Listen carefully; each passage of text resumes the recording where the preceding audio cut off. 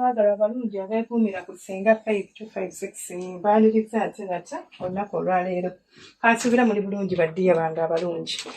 Olunaku olwaleero njagala kwogera ku ttama seng'ettama woba oli Uganda eddagala lyondiina oba toli Uganda ebyokukozesa tebibeera ate bino bye ŋŋenda okusomesaako leero nzize eri bakyala. Gwe mwenna ng'okimanyi nti oyagala ettama oba ng'olina ettama ttini. Amazima ko gali nti emmana eriko ettama erabika bulungi. Naye akantu omukazi abeerawo nga wakula bulungi naye ng'akantu ko wansi eyo tekawa maanyi nga naawe okimanyi bulungi tekawa apatayiti munno kutunulako. Munnange mwerabirire ebintu bino eno bye mulaba bye mbasomesa abantu ababitunda babiseera. Omwana azina nga Ssenga bansabye okunguza eddagala erikola ettama 25,000 ate nga jjukira tobeera shuwa kubanga eddagala ly'omulaba liboola lirenga bw'olaba eddagala ezzungu. Oli aligula nerimukolera n'akusindikayo n'ogenda n'okwata 25 go n'ogateekayo gwe ne ligaana okukolera oluusi nga nkozesayo yembi oluusi nga liganye bugaanyi so ebyo byonna byonna muba mulina okubisuubira. Nfunira magejjo kye kimu ku bikolo ekyanguwa okulabika ne bw'oba oli mu kibuga osobola okukifuna. Magejjo onfunire akalagala bakayita kamubiri. Ngenda gezaako okufuna ebifaananyi ebyo bye mba nkozesa nga nkola video. Kamubiri ne magejjo ebikolo ebyo bibiri obyetaaga. Bw'omala okubinfunira ogenda kunfunira omuzigo omuganda. Abantu abasinga bagamba otabula omuzigo omuganda mu ddagala mugamba guwunya. Kituufu omuzigo guwunya naye omuzigo mulungi kubanga tegulimu additives zonna, guli natural, tegulimu nnyo birungo biri awo bigenda guleetera kubeera nti mulimu simanya bakiyita bate kino preservative, mulimu chemicals, temuli. Just muzigo guli 100% natural. Bw'oba gw'osobola okukozesa oba osobola okugukozesa gw'okukozesa kiri okay. Bw'obanga okimanyi gujja kumalako emirembe guleke. Naye ate omuntu ng'ogenda keera ku makya onaabe kubanga osiigako kiro. Tegulina buzibu. So nfunira ebikolo ebyo bibiri binnyanikireko bulungi obikaze. Bw'omala okubikaza obifunemu ensaano. Eddagala lye tugenda okukozesa temuli kazi abamu muŋŋamba tebikola tebisobola kukola ng'eddagala litadde ku musana n'olijjamu byonna ebirungo ebiririmu. Olowooza twagala bikoola byokka twagala ebirungo ebiri mu bikoola ebyo. So eddagala tulyanikako omusana gumu. Bwe guba nga si gw'amaanyi, bwe guba nga gw'amaanyi toyanikira ddala. Omanyi kituyita okubabulako ku kintu.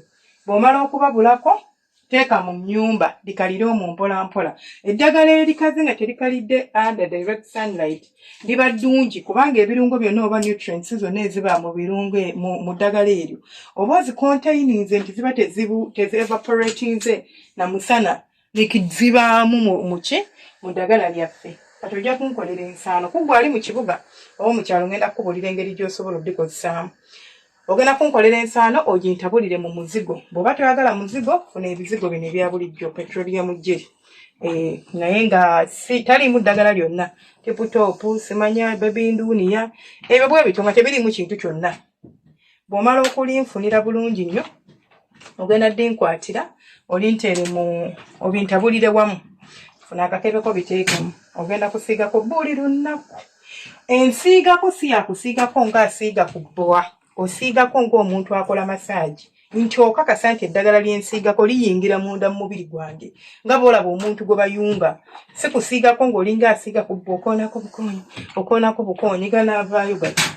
Munnange ogenda kukola ettama ddiya liveeyo bulungi nnyo but of course terigenda kujjira mu nnaku 2 oba 3. Olina emyaka 3 oyagala ttama kyokka gw'olyagalira mu nnaku 2 olowooza magiki nti nakoonyeko bukoonyi bwe nti ne ŋŋamba abracadabra nebikola. Nedda mukwano mubeere n'obugumiikiriza nga mukozesa eddagala. Olaba ne buli bazungu naye baliteekamu obugumiikiriza. So bw'omaliriza okunfunira eddagala lyaffe eryo bulungi nnyo ogenda kulikwata obeere ng'osiigako buli lunaku. Osooka kunaaba n'osiigako yambala akapaleko weebake. N'enkya ku makya naaba toddamu kusiigako linda ekiro kubanga tetusobola kusiiba na mbeera eyo. Omuzigo okimanyi bwe gwakako omusana ne bw'oba oli muyonjo biriza obutawunya bulungi era nga emugaa nti teguwunya bulungi.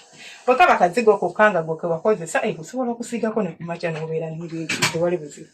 Bati oba wakozesa muzigo kiro kyokka oba okozesezza muzigo. Kaakati ku muntu nga gw'oli mu kyalo nti nze singa nina access y'eddagala eryo nsobola okulifuna buli lunaku. Gwe ddiya wange ali mu kyalo ng'okimanyi nti nze singa eryo eddagala ly'omanyi nsobola oddyakisensinga buli lunaku ogenda kunnyamba onkolerenga bw'oti. ogenda ddi funa oliyenge funa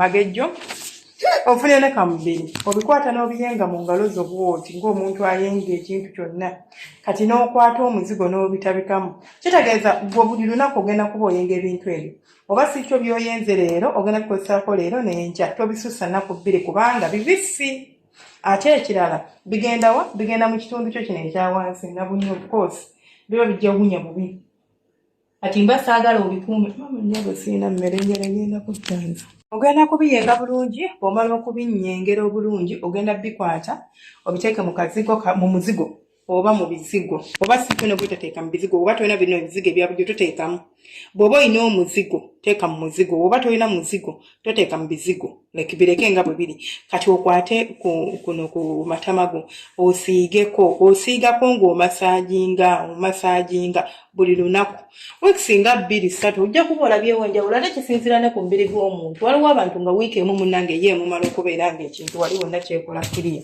ne wabeerawo oluusi oli nga kigenda mutwalira ebbanga ddeneko so it depends ku mubiri gwo engeri gye gureactingamu ku ddagala oguba gureactinga mangu ojja kwesanga nti tekitwala bbanga ddene bw'oba olwawo okureactinga kijja kutwalira akabanga akawerako so kijja sinziira ku gwe ng'omuntu omubiri gwo naye nga results ojja ziraba mu weeks 2 weeks 3 banaye bakyala mukola amatama wayambulira omusajja ng'oli confident ekintu kyange kirabikako bulungi abasajja nabagamba bo banyumirwa nnyo okutunula omusajja asobola okulaba omukazi ng'alina enfuli n'agamba awooma nga taata ye awoomye kubanga alina ettama awoomye kubanga alina enfuli nga byebimukoledde tebali nnyo ku ebyo baagala nnyo kyalabako kasa kitunuulira nga kimuwa essanyu nga kimulabikira bulungi kimuwaga n'abeera ng'awulira nti mpangudde omukazi gwenguddeko ddala yakola ki yakula naye maama oli kikyalo olabika bulungi naye ng'akantu koyina katono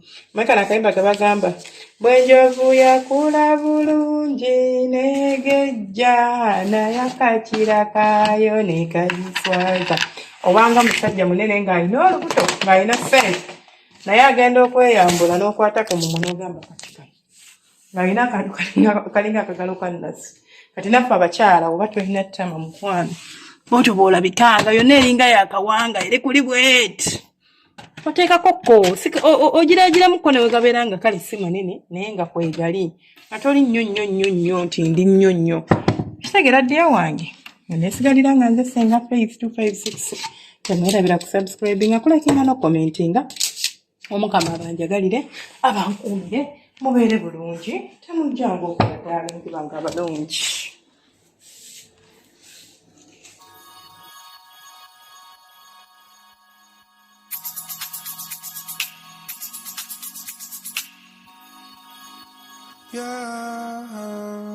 yeah.